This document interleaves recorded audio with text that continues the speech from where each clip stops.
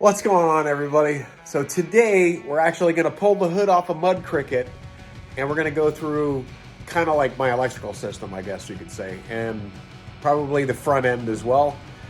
And so without wasting any more time, let's get to it. So the first thing we got to do is pull the hood pin. This just stops the hood from vibrating while I'm driving down the road.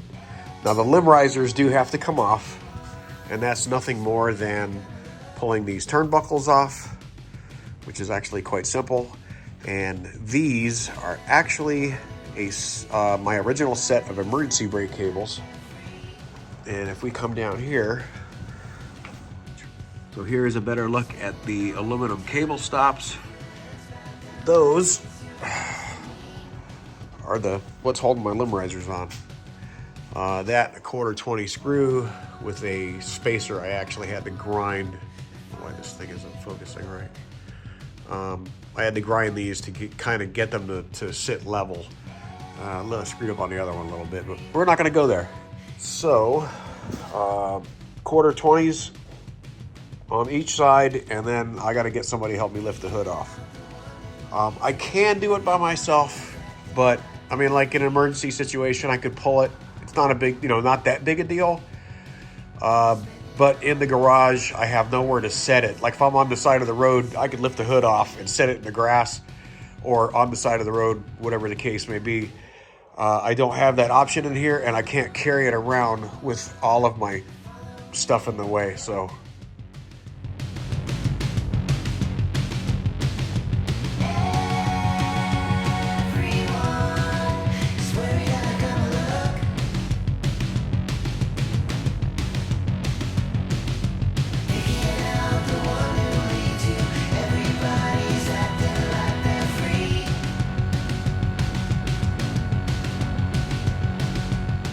One of the things I wanted to show you guys was my hood pin mount, which was a serious pain in the rear to actually figure out where it was going to be. It took the better part of a day to kind of like tacking things together, trying to figure out where this pin was going to hit on the hood, because I damn sure didn't want to drill a hole in the hood and have it wrong. But what we ended up doing was drilling the hole in the hood, putting the pin in, and then having this bolted to the pin, put it on there, tacked everything, ran these bars out and kind of cut them to fit inside. And working underneath the hood with all of this was a major undertaking, but it worked out in the end, and that's what I have. So my headlight mounts, I fabricated those as well, as long as the horn mounts and everything else. When I originally had headlights on the car, it was just a piece of angle and the mounts themselves. Once I started driving the car on the road, I noticed, like the headlights are vibrating like crazy. So in order to combat that, we added a small piece of angle and tied that in with the bolt for the front bumper. And that stiffened everything up pretty good. The Hella Supertones, nothing more than just a piece of flat bar bent at an angle to get them where I didn't want them underneath the hood. I wanted, they're on here to be heard. Knock on wood, I haven't really had to use them yet, other than, beeping at people, waving. So yeah, that's about it in a nutshell. So on with the nightmare of wiring. I do have, those are all of my signal wires going up the pillar to my overhead switch panel,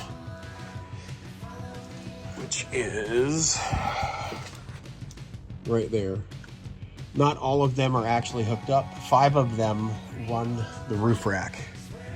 And the way I have the roof rack set up, there's 3 lights on the side, 4 lights on the rear, and then 3 lights on the other side. So, and then course, we'll come over here so you can see them all.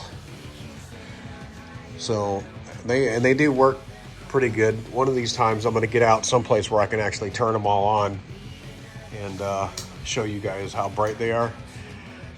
So what else am I asked all the time? So anyway, those are the signal wires that come across here to the relays. The relays get their power from the fuse panel. This is continuous power. And of course they pull power from here. This is the output wire, which is going up into the pillar, and it comes out through this waterproof connector here. And that's how I get power to all the lights. Now I wish, hindsight is 2020. I should have went with like an Amphenol plug to do all this, because then I could just, disconnect the Amphenol plug and pull the roof rack if I had to. If I ever had to pull a roof rack, I would have a nightmare of wiring to do. I do have a series of butt connectors in here, which are kind of hidden. It was a nightmare doing, I'm not gonna lie. Not too proud of it, but it works, and that's really, hopefully I don't have any lights go out, because if they go out, I don't know, I probably won't even bother replacing them, only because it would be such a headache to remove all of the loom and everything else. So I still utilized my stock fuse panel, which is still running, high beams, low beam, horn, and all of that stuff, turn signals and everything. All of that is still connected. So anything I have that is aftermarket is either ran on this fuse panel or it's ran on this fuse panel. This fuse panel here is keyed power. I can't tell you what all those wires go to. It is, like I said, it's an electrical nightmare. Kind of looks cool from far away, but hindsight is 2020, like I said, and I wish I had marked all of the wires as I was going, and unfortunately I did not have the labels to do that. I do have them now, and my thought was, it'll be easy to do later, but I've been working on this car for so many years, I really don't know what wire is going where. So in time, as I blow fuses, I will mark them, and well, that's my ignorance, I suppose. So at any rate, I do have all of these hooked up. All of these are running to the switches. Not all of the relays are being utilized at this moment.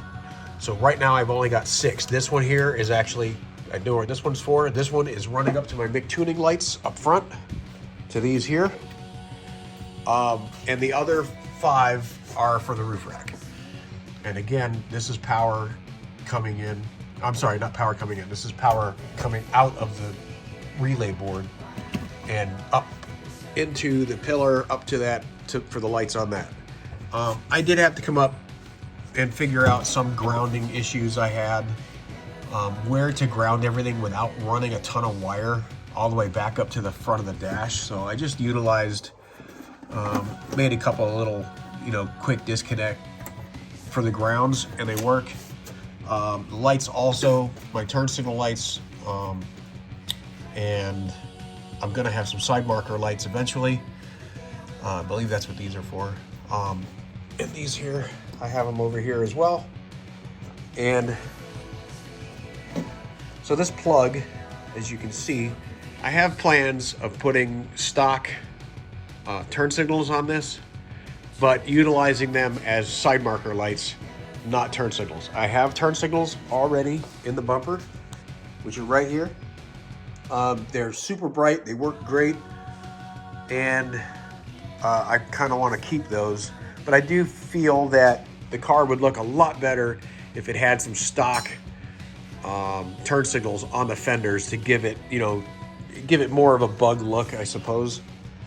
So as soon as I find a set of peanuts to go on there, I'll set them up for 12 volt, and we will basically just add this. But I needed a quick disconnect when I pulled the hood, so I could reach underneath, pull the plug out, and lift the hood off.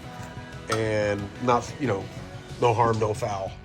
If anybody's curious what this box is for, this is for my push button start. So here we have my emergency flasher relay, my headlight relay, and my turn signal relay.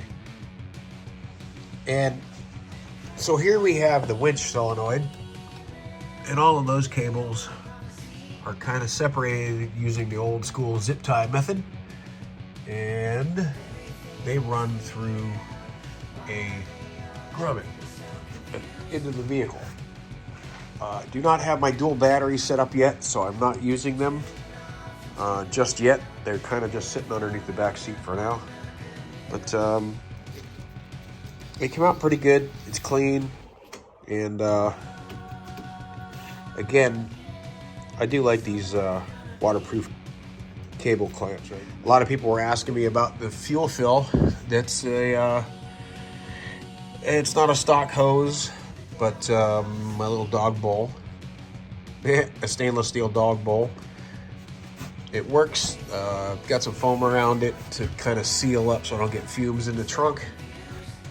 It is totally sealed up, and it is vented. So there's that side vent. Both of those go into the tank. I did have to cut that kind of funny to get it to land where it needed to be.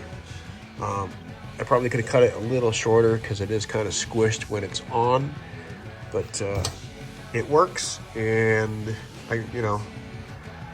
again, you can't really see all this. Well, actually, you can't see any of this. So